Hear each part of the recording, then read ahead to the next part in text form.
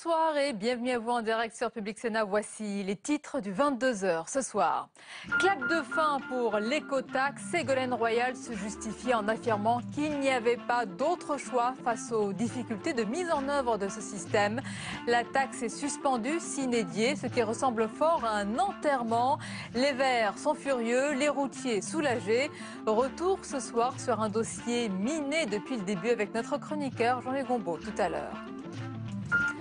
Je suis toujours là, a lancé aujourd'hui François Hollande à l'occasion d'un déplacement à Angoulême. Le président a annoncé qu'il faisait son retour sur le terrain et qu'il allait multiplier les visites en province. Pendant ce temps, Manuel Valls déjeunait à Lille avec Martine Aubry, réfutant toute tension avec le chef de l'État. Extrait dans ce journal.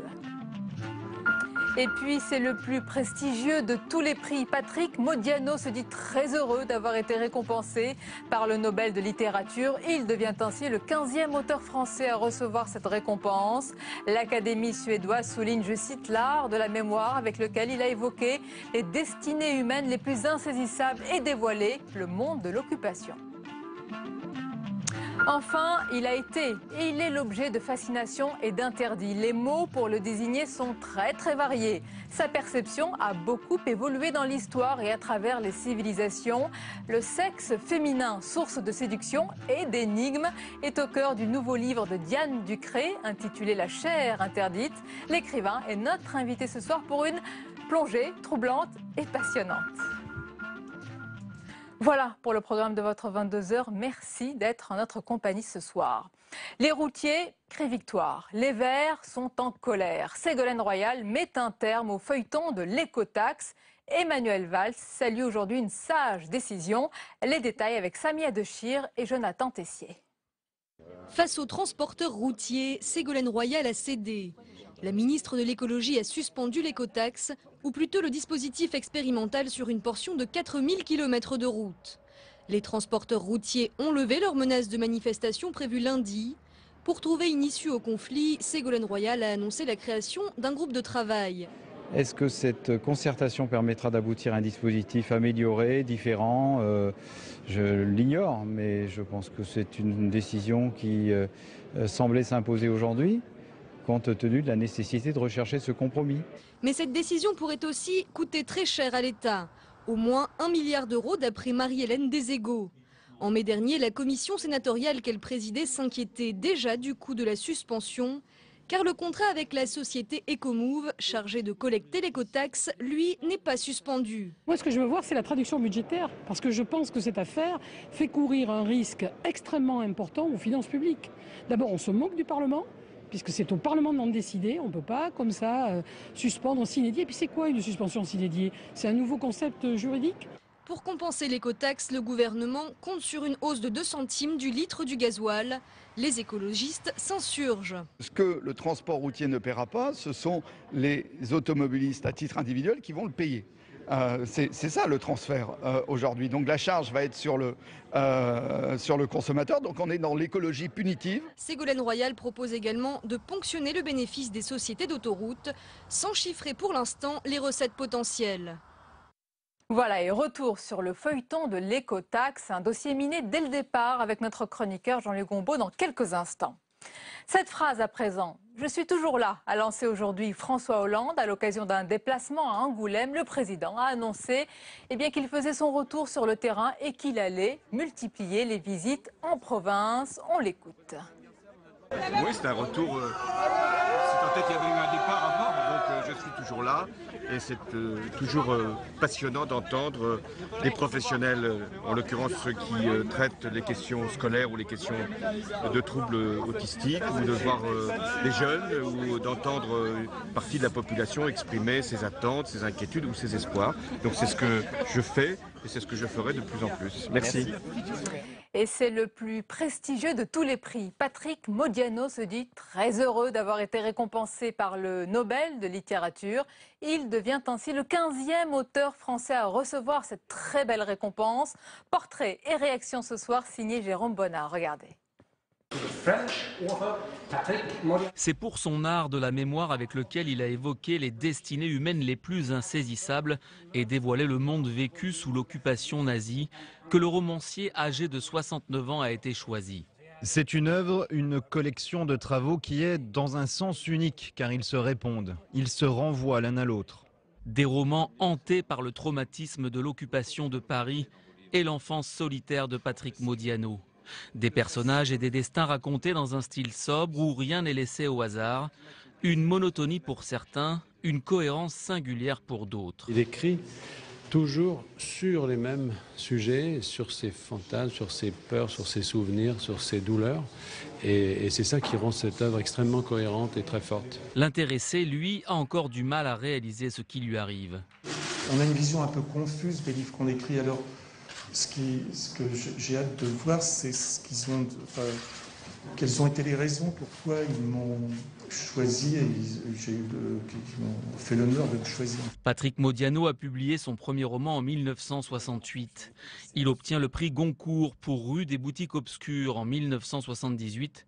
Son dernier livre, L'herbe des nuits, date de 2012. L'auteur recevra le prestigieux prix à Stockholm le 10 décembre prochain et une récompense de près de 900 000 €. Voilà, la suite du 22h et à présent, c'est le décryptage de notre chroniqueur Jean-Louis Gombault. Bonsoir Jean-Louis. Bonsoir Sonia. On va revenir Jean-Louis sur ce feuilleton de l'écotaxe. Est-ce qu'on peut dire ce soir que c'est un clap de fin, le coup de grâce? C'est le coup de grâce. C'est une victoire à la Pyrrhus. Une victoire de Madame Royal qui a toujours été contre ce qu'elle appelle la fiscalité punitive. Alors rappelons cette histoire d'écotaxe, ça remonte déjà à il y a 5 ans, ça fait 5 ans qu'on en parle. L'idée c'était simplement de taxer les camions de plus de 3,5 tonnes sur 15 000 km du réseau routier, pas des autoroutes, 15 000 km du réseau routier qui en fait à peu près en France à peu près 1 million de kilomètres. Et on espérait grâce à cela récolter 800 millions d'euros grâce à cette taxe qui devait servir à améliorer les infrastructures routières et ferroviaires françaises. C'est le tollé, notamment les bonnets rouges en Bretagne, tout le monde sait ça, j'en passe. Et alors on recule un petit peu, première opération, on recule au lieu de 15 000 km, on fait 4 000 km de réseau routier et on épargne en passage la Bretagne qui était la plus protestataire. Mais alors au lieu de 800 millions, on récoltait que 350 millions et pour compenser la différence, on dit à partir du 1er janvier 2015, on augmente le litre de gasoil de 2 centimes pour faire la différence. Retollé du transporteur routier qui menace de bloquer la France à partir de lundi prochain, recule, écoutez, on n'arrive pas à s'en sortir, gouverner, c'est renoncer. Et maintenant, Jean-Louis Gombault, le manque à gagner, l'argent, où est-ce qu'on va le trouver? Alors, il y a 2 manques à gagner. Il y a d'abord le manque à gagner vis-à-vis de la société qui était chargée de collecter cet argent. Oui. Or, dans le contrat qui a été signé, on dit que si jamais la France, l'État abandonne ce système, on doit 800 millions d'euros à cette société qui s'appelle Ecomove, donc 800 millions. Et puis en plus, cet argent, donc les fameux 350 millions dont on devra se passer puisqu'il n'y a plus de taxes sur le transport routier, il faut trouver la différence. Alors où? Alors Madame Royal, aujourd'hui, nous a dit je vais taxer les compagnies, les sociétés d'autoroutes.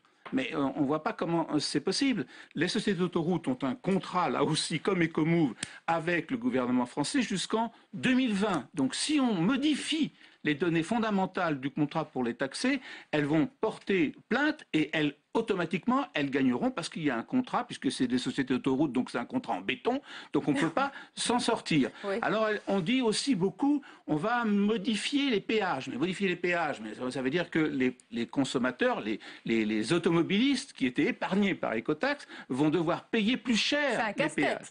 C'est un casse-tête. Troisième chose, pourquoi pas renationaliser les sociétés d'autoroutes? On les a privatisées il y a 10 ans, pourquoi pas les renationaliser? Comment ça vaut les sociétés d'autoroutes? Aujourd'hui, ça vaut 30 milliards. Où sont les 30 milliards? Donc, c'est pas possible de faire. Donc, on peut aussi augmenter encore un peu plus le gasoil de 2 centimes pour retrouver encore un peu une marge de manœuvre. Bref, c'est un casse-tête, comme vous voulez dire.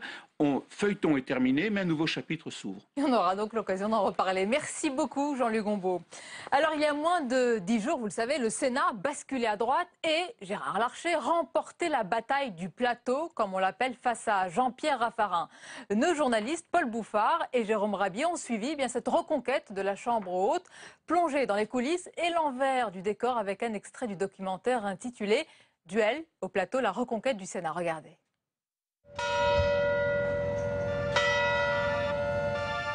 Monsieur Jean-Pierre Bel, président du Sénat. Nous allons bâtir une nouvelle majorité composée de sénatrices et sénateurs socialistes. Il y a 3 ans, c'est historique. La gauche prend le pouvoir au Sénat. Une lourde perte pour la droite. C'est notre responsabilité à chacun. Et moi qui ai le Sénat au cœur...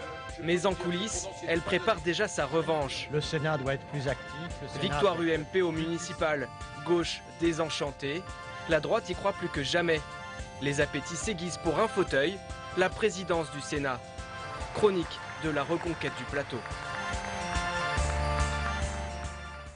Voilà, et on en parle avec notre journaliste de Public Sénat, Paul Bouffard. Bonsoir Paul. Bonsoir Sonia. Alors vous avez réalisé ce documentaire avec Jérôme Rabier. D'abord cette bataille, Paul, c'est un duel. Oui, c'est un affrontement entre 2 hommes avec 2 styles. Gérard Larcher qui a mené une course de fond. Il est candidat dès février.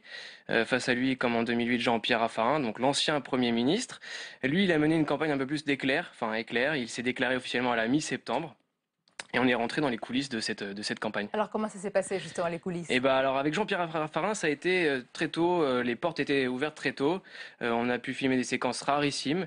On a pu filmer dans son bureau. Au moment où il négociait avec les sénateurs, c'est rare, il négociait pour la présidence du plateau. De son côté, Gérard Larcher, lui, était plutôt discret, souvent enfermé dans son bureau. Et il y a une rupture à noter à 23h30, le soir de l'élection, le dimanche 28 septembre. Le Sénat est en train de se vider. Et Gérard Larcher, lui, est épuisé par sa campagne et il craque un petit peu. Il nous permet d'entrer dans son bureau avec notre caméra. Et donc, il se livre à nous. Il nous explique son positionnement en retrait des médias. Je vous propose de l'écouter. Alors, le Sénat, il peut avoir, comme l'Assemblée nationale, ses forces et ses faiblesses. Mais le Sénat, c'est pas vrai. C'est pas la combine sous les ors. C'est un titre populiste. Je le dis comme je le ressens. Et je le dis en respectant les journalistes. Mais je leur dis, ils n'ont pas compris cette maison. Ils n'en ont vu que des apparences. Et donc, moi qui aime cette maison, moi qui y crois, c'est ce projet que je présente, pas pour nous-mêmes. Le Sénat n'a de sens que parce qu'il peut être utile à notre pays et à la démocratie.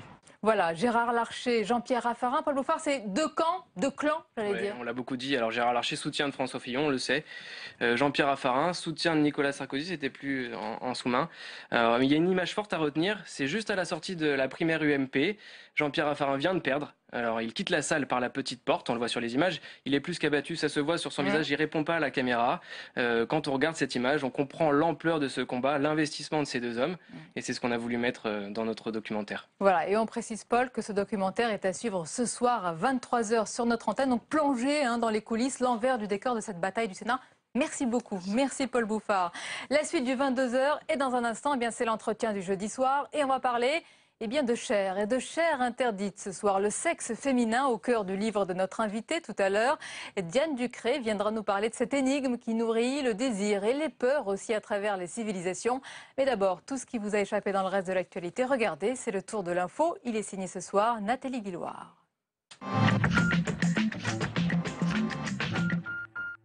Une barricade en feu, des policiers qui tirent des gaz lacrymogènes, la scène s'est déroulée dans la nuit de mercredi à jeudi en Turquie. Des incidents violents ont opposé la police turque et des manifestants kurdes qui dénoncent le refus du gouvernement d'intervenir en Syrie. Les djihadistes du groupe État islamique ont assiégé la ville syrienne de Kobane, une ville à la frontière de la Turquie. Mais le ministre turc des Affaires étrangères s'oppose à une intervention seule du pays. Il y a quelques heures à peine, un bâtiment de la DAS de Cergy-Pontoise était bouclé. Les autorités suspectaient des cas d'Ebola. La suspicion ce soir est levée. Mais face à la possibilité d'un cas d'Ebola en France, les autorités s'organisent. Au total, 12 hôpitaux ont été désignés dans les principales villes françaises. Ils ont tous au moins une chambre d'isolement et un sas d'une pression négative. L'air est donc retenu à l'intérieur. À Bichat, une dizaine de personnes est mobilisable tous les jours, 24 heures sur 24.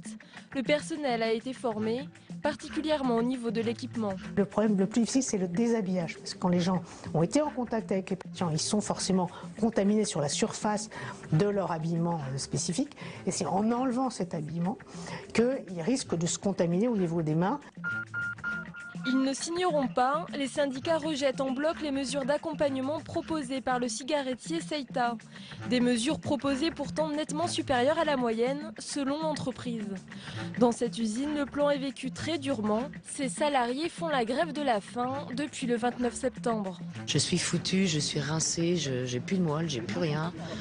Le moral il est à zéro.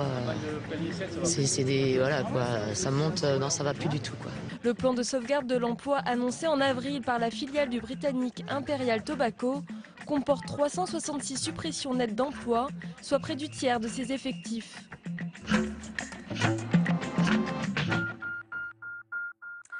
L'entretien du jeudi soir avec notre invité, l'auteur et essayiste Diane Ducré. Bonsoir. Bonsoir. Et bienvenue, on est ravis de vous accueillir. Merci. Alors on va parler de votre livre, La chair interdite, chez Albin Michel. On va donc parler de sexe féminin qui a de multiples surnoms. C'est une source infinie d'inspiration. D'abord, Diane Ducré, pourquoi vous avez choisi ce thème? Pourquoi est-ce que l'abricot, le cœur fendu, le bonbon vous a intéressé? De Benito ou Bénitier, il y avait finalement qu'un pas.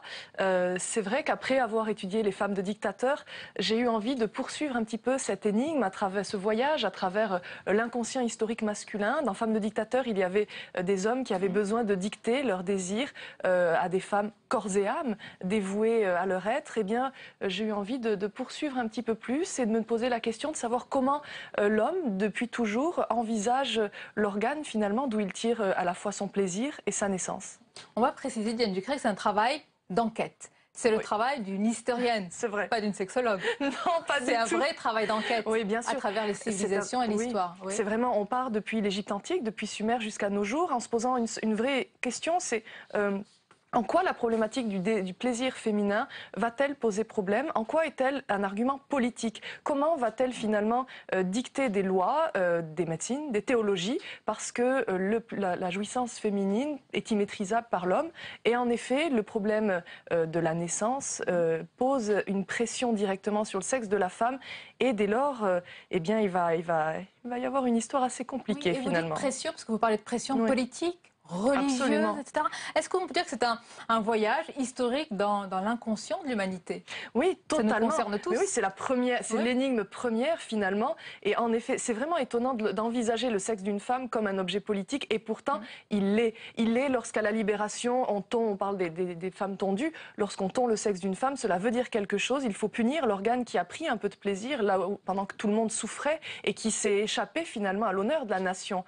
Il est politique également lorsqu'au 19e siècle, on décide de... Alors ça, c'est incroyable. Oui, racontez-le. C'est vraiment une des choses qui m'a donné envie d'écrire ce livre au 19e siècle en France, en Europe notamment, et même jusqu'aux États-Unis. On va en effet museler chirurgicalement, on va dire, l'intimité féminine pour veiller à ce que les femmes ne prennent pas trop de plaisir. C'est issu du Code Napoléon où la femme appartient à l'homme suite au grand bouleversement qu'il y a eu. C'est une page méconnue de l'histoire.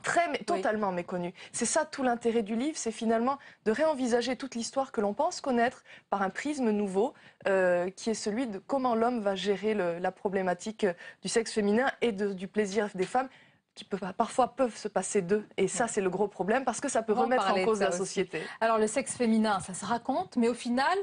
on ne lève vraiment jamais définitivement le voile. Mais il faut pas, on est d'accord, il faut garder le mystère, c'était la question. Mais c'est vrai que finalement, c'est une enquête à la fois philosophique, en hommage un petit peu en cela au deuxième sexe de Simone de Beauvoir, politique également, économique, puisqu'il ne faut pas oublier que finalement le sexe féminin devient aussi un marché, un objet de marketing, à la fois, alors je ne pense pas uniquement à la prostitution, que je ne traite pas ici, mais avec beaucoup d'autres enjeux esthétiques. Oui, bien sûr, le marketing. D'ailleurs, j'allais vous poser la question, quel regard vous avez sur notre génération, cette génération de femmes ou de filles où on voit des corps, j'allais dire, aseptisés, lisses, parfaits? C'est assez étonnant, je trouve ça assez triste. Ce qui est amusant, c'est que finalement, ce que l'on vend aujourd'hui comme une image de la liberté et d'une certaine libération est un corps décharné, est une chair interdite. On n'est pas vraiment libéré, c'est ce que vous nous dites. Comme elle l'a toujours été, finalement. C'est vrai qu'on parle d'épilation intime aujourd'hui. C'est le signe à Sumer et en Égypte antique de l'adultère et des esclaves. Et on inflige cela aux femmes, justement, en signe d'esclavage. Moi, je trouve qu'aujourd'hui, justement, cette chair-là, trop montrée, finalement, et commercialisée, c'est une chair interdite. C'est à la manière des tableaux antiques ou des tableaux jusqu'au 19e siècle romantique où une femme était imberbe, n'était pas faite de chair et de sang. Et bien, finalement, on nous revend un petit peu cette image-là en nous faisant croire qu'il faut en plus s'en réjouir. Et donc, on n'est pas si libéré qu'on le croit. Non, alors on ne l'est jamais réellement de la politique, notamment. Une des grandes raisons pour lesquelles j'ai voulu écrire ce livre, c'est qu'en effet, ce que l'on observe, c'est par vagues historiques, dès lors qu'il y a des crises économiques, beaucoup, politiques ou religieuses, et que la société vacille un petit peu sur ses fondements, l'homme a parfois besoin de refermer le poing, de resserrer la main sur le sexe de la femme et de dire « ceci est à moi », comme pour pouvoir dire « je suis encore un homme ». Et il faut faire attention à ce que cela ne se reproduise pas aujourd'hui ou demain. Alors, parlons des hommes, justement. Il y a aussi les bienfaiteurs du corps féminin. Heureusement. Parlons de lui, vous voyez de qui je parle. Mais il n'y en a pas qu'un, Il n'y en a pas qu'un, le point G. Oui, c'est vrai, Ernst Grafenberg. J'ai assez de sympathie pour ce monsieur. Oui, il faut bien vous croire, oui. Toutes les femmes peuvent en avoir pour lui. C'est vrai que c'est un médecin juif allemand qui va sortir d'abord des geôles hitlériennes parce qu'il avait une idée folle, aider les femmes qui voulaient avoir des enfants et ne le pouvaient pas à en avoir, aider celles qui ne voulaient pas concevoir à ne pas le faire, et surtout à prendre du plaisir. On se doute qu'en Allemagne hitlérienne, c'est pas une idée franchement géniale si l'on veut rester libre et en vie. Il va sortir de prison, on va le retrouver un peu dans une course folle à travers le Japon, Hollywood, et on le retrouve à New York en 1950, où à plus de 70 ans, à force de guider ses patientes et de les écouter et de dire qu'il fait le plus beau métier du monde, il va en effet trouver une certaine zone plus propice que d'autres au plaisir féminin, tout en rappelant qu'il n'est pas une seule partie, un seul millimètre du corps féminin qui n'est pas tout le corps, exactement. Oui, il y a beaucoup d'autres lettres dans l'alphabet finalement. Tout à fait. On ne va pas les égrener, mais c'est un petit peu ça. Et puis les hommes, les autres, est-ce que ce livre, il n'est pas fait contre eux? Au contraire. Non, au contraire. Vous le recommandez aux hommes? Oui, vivement, non. Pour ceux qui pensent tout savoir d'abord, et pour ceux qui voudraient savoir, ce qui regroupe quand même peut-être une grande partie, une grande majorité des hommes. C'est vrai que c'est avant tout un livre pour les femmes, tout simplement pour mieux apprendre à se connaître, à connaître l'histoire de celles qui ont vécu avant nous, mieux enseigner, peut-être mieux transmettre aussi à nos filles, peut-être ne pas se faire à nouveau le chantre de cette pression politique ou sociale qui a été la nôtre et qui conduit parfois à de la honte, de la gêne.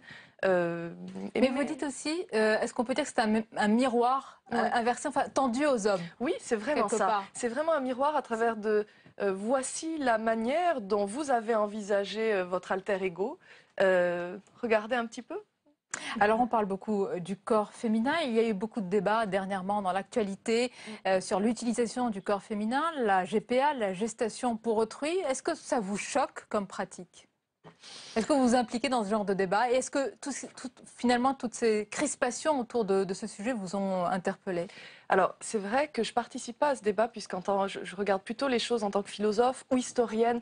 J'ai besoin d'un temps de recul, visiblement. La distance et le recul. J'ai besoin d'une certaine distance. Ce qui me dérange, ce n'est pas le fait, ce n'est pas l'acte. C'est en effet l'utilisation et la commercialisation qui, pour moi, pose un problème réel et grave. Tous les comportements humains autour du sexe féminin peuvent être acceptables dès lors qu'ils sont faits dans la liberté. Et la liberté, dès lors qu'il y a monétisation, me dérange, en effet. C'est un problème auquel je n'ai pas la réponse pour l'instant. Plus légèrement, on va parler des noms. J'ai dit tout à l'heure que c'était une source d'inspiration, le sexe féminin. Varié, on ne va pas tous les citer. Mais pourquoi on a du mal à en parler, peut-être contrairement au sexe masculin? Je ne sais pas si vous allez faire un tome 2 sur le sexe masculin. C'est pas prévu. Je ne suis pas sûre que les hommes aient besoin de moi pour ça. Peut-être parce qu'en effet, depuis la naissance et depuis toujours, le sexe masculin se donne à voir et finalement, c'est plus facile de nommer la chose que l'on voit. Dès lors que le sexe féminin, lui, se situe plutôt dans le mystère ou est en retrait par rapport à l'œil comme à la main, il est plus difficile de lui trouver des noms. D'ailleurs, étonnamment, depuis l'Antiquité, ces noms-là sont plutôt des qualificatifs assez négatifs. Pour Platon, c'est le museau de Tanche. C'est pas génial. Pour Aristote, un vase retourné. De la part de si grands penseurs de l'univers, de l'infiniment grand. Mais ça a évolué. Il y a eu d'autres surnoms depuis. Oui, c'est vrai. Je ne suis pas sûre qu'il soit forcément plus agréable. Est-ce qu'il faut qu'on retienne dans ce livre, c'est vraiment, précisons-le, un vrai travail d'enquête de l'historienne que vous êtes. C'est ça, une leçon pour les autres générations. Voilà comment ça a évolué. C'est pas seulement le sexe féminin, c'est tout le rapport à notre intimité, notre féminité.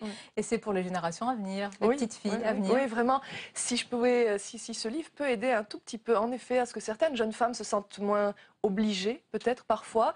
C'est vrai que la question de la virginité se pose. C'est intéressant de voir jusqu'où elle remonte. Que l'on choisisse ou que l'on la subisse, c'est intéressant de savoir comment et pourquoi, d'où cela vient, de comprendre mieux les racines pour se libérer du présent. Il y a la honte, en effet, il y a la notion du plaisir que l'on refuse d'en donner, que l'on ne peut pas, comme Marilyn Monroe qui se définissait comme la déesse du sexe sans sexe. C'est assez terrible de se rendre compte que finalement cette femme que l'on voit extrêmement libérée et très en chair, justement, et que l'on imagine tout sauf interdite. C'est marrant de parler de Marilyn avec Simone de Beauvoir. Justement. Une déesse du sexe sans sexe, je ne sais pas si ça aurait défini Simone de Beauvoir.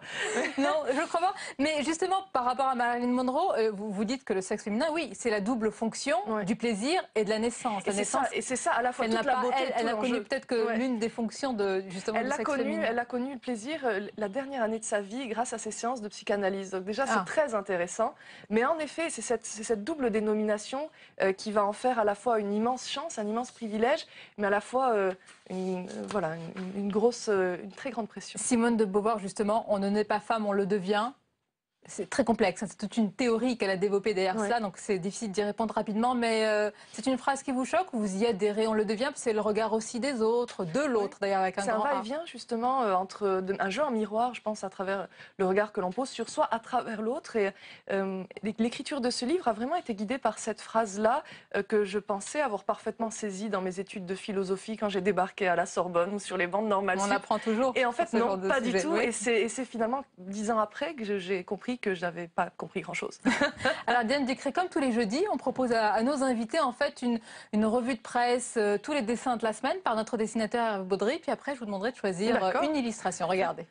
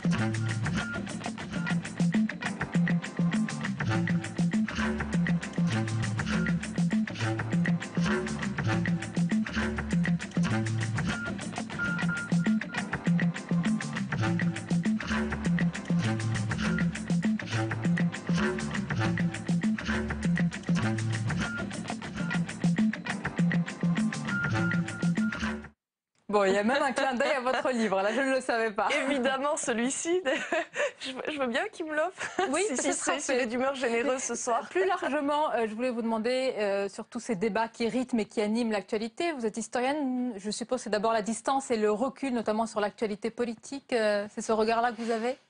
Oui, vraiment. Je trouve en effet que c'est assez difficile de s'exprimer dès lors que les autres n'arrêtent pas de parler. Et voilà. Il est difficile, surtout en ce moment, il y a un véritable problème pour moi, c'est la disparition de la notion de la vérité. Normalement, il y a une vérité, elle est plutôt factuelle. Aujourd'hui, elle est plutôt non seulement interprétative, on peut le comprendre, mais elle est surtout émotionnelle. Elle fait place à l'émotion, à l'indignation permanente, et c'est très difficile, c'est extrêmement mouvant, subjectif par définition, et ça donne malheureusement lieu à une déconstruction de l'espace politique public. Donc recul, distance, oui, c'est bien cela. Voilà, oui. C'est ce qu'on retrouve dans votre livre et dans vos livres généralement. On essaie. Ça n'empêche pas la passion. Non, bien sûr. Et on le voit aussi dans ce. Merci d'avoir été notre invité. Je rappelle le titre de ce livre, La chair interdite chez Albin Michel. C'est un plaisir de vous recevoir. Merci à vous. Et puis merci à vous plus généralement de votre fidélité. Tout de suite, vous retrouvez le documentaire Duel au plateau, la reconquête du Sénat. C'est à 11h. Dans quelques instants, belle et douce soirée à vous. À lundi avec plaisir.